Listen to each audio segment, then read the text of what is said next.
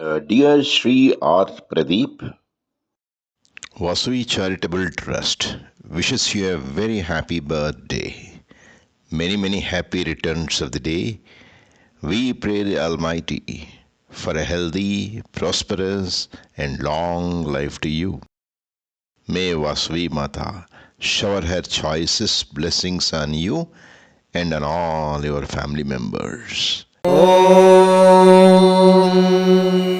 शतमानं भवति शतायुः पुरुषः शतेन्द्रिय आयुष्येवेन्द्रिये प्रतितिष्ठति